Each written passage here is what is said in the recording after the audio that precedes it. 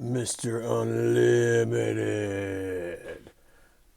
Welcome back, Steelers Nation, for another recap of Monday night's game between the Giants and the Steelers. I will be the first to admit, well, I'm probably not the first to admit, but I thought going with Russell instead of Justin Fields was a huge mistake. Two New York teams later, and I have been proven wrong. Russ has commanded this offense. He anticipates what's going to happen in this offense, and he sees what's going to happen before it happens. Justin Fields was always reactionary. Russ has shown pre-action. I think this probably is the best thing to happen for this team going forward. I'm not sure where we're going to end up at quarterback, but I hope we can keep these two together for the next couple of years. And then once Russ decides to hang it up, turn it over to Justin, because I think Justin can learn a lot. You can see them on the sideline during the game talking to each other, which I think is a huge thing. So go through, that's my 2 cents right now. I'll go through my offensive breakdown, defensive breakdown, special teams breakdown, and then overall. To start off the game offensively, the Steelers were clicking as far as it was between the 20s. Once we got inside those 20s, we had a few mishaps. A lot of people are going to bag on Broderick Jones for that penalty. He had a few last night, but I'm not going to. He's doing the best he can with what he's got. I know he's a first-round pick, and he's supposed to be better than that. The face mask wasn't really his fault. He didn't necessarily grab at the face mask. It was the guy got around him, and he was trying to grab the shoulder, and he dipped his head and just accidentally grabbed the face mask. You can't fault him for that. And then, other than that, he does pretty well. He's a serviceable right tackle. I think he'd be better at left tackle. He's been better at left tackle. But the guy we drafted to be right tackle got hurt. So that's the offensive line, the breakdown of the offensive line. They've been getting hurt left and right. We're another game without Zach Frazier, which didn't really seem to matter. The offensive line seemed to block very well. Najee Harris, 19 carries, 114 yards. Another awesome night. 6 yard average out of him. 5 yard average out of Jaylen Warren. We can clearly see that this team wants to run.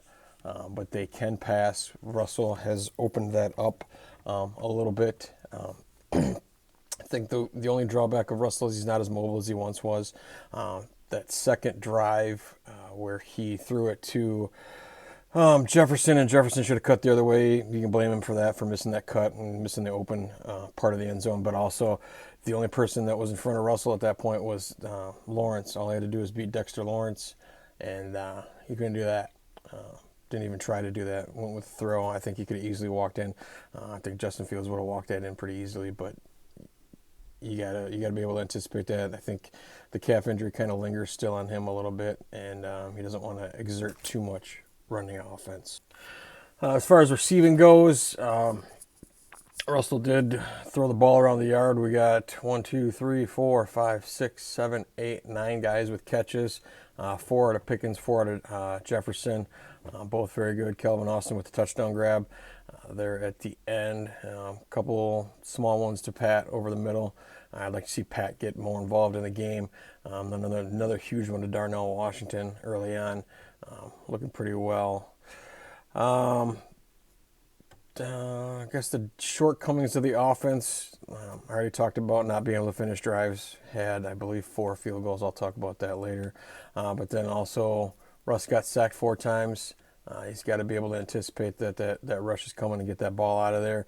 I know it's hard against Dexter Lawrence, but you gotta anticipate him coming through there, so you gotta move that. And then he did have the one fumble late in the game that kind of made it a little more interesting than it needed to be. But overall, offensively, I think as long as they keep clicking like this, they need to finish those drives, because the tough part of our schedule is coming up. So we can't settle for field goals against these good teams, but you got to work out those kinks, and it's nice to work out those kinks against these lesser teams headed into big games against the better teams.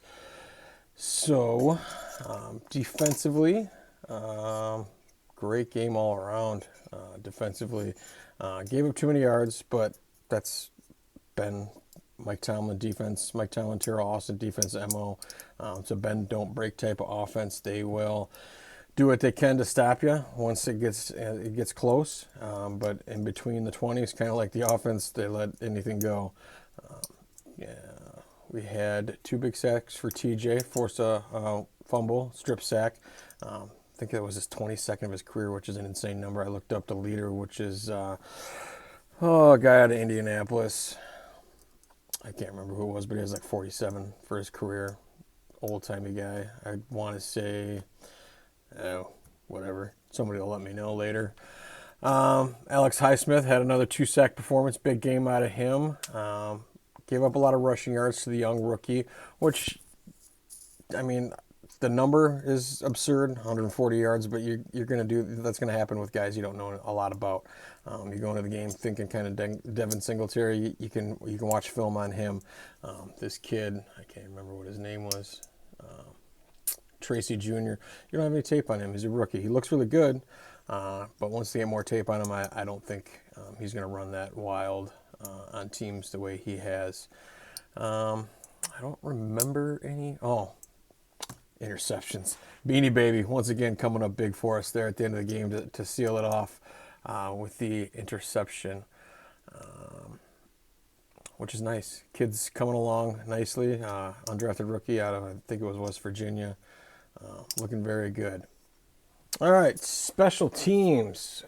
Calvin Austin, huge return. I wasn't in the room for the return. I had to go to the restroom, so I didn't really see a lot of the replay. I know there was some questions about roughing the kicker.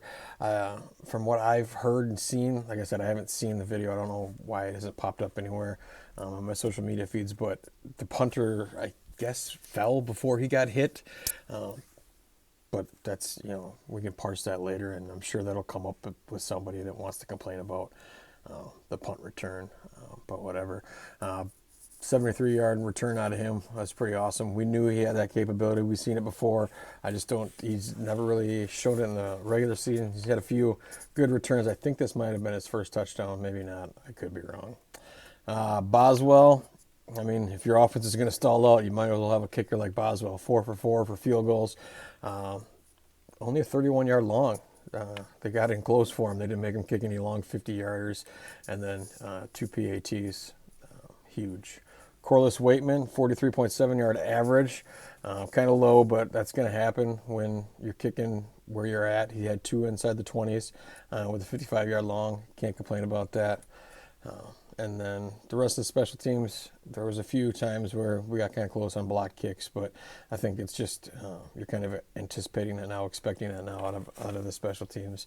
And it's not going to happen all the time, but we did have big moments out of them.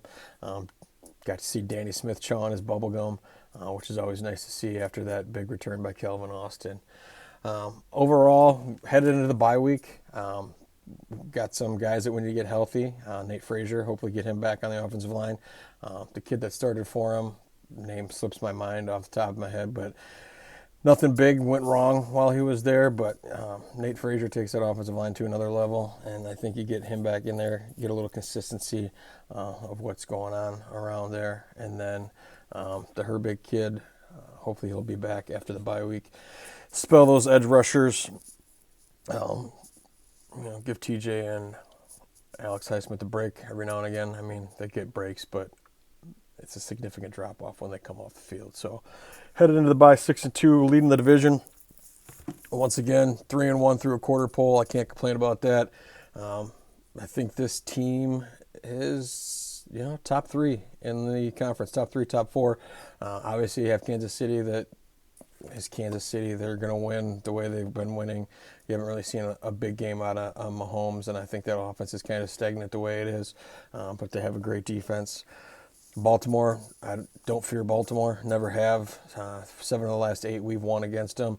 Obviously, they didn't have Derrick Henry, but, I mean, they've had big offenses before, and it's never really bothered us. And then, who else? Buffalo. Buffalo's kind of been our Achilles heel for the last couple of years. They beat us big a lot. So Buffalo, I fear more than Kansas City and Baltimore. I guess I can't really think of anybody else in the conference that might be an issue, but I think you get into a wild card weekend, this team, they keep playing the way they're playing, they have a chance to actually finally win a playoff game for the first time in a long time. So hopefully we can continue, take the bye week, get rested up, head into Washington, head into the tough part of our schedule, head into the meat and bones, and see where we end up at the end of the year. One more time, Mr. Unlimited.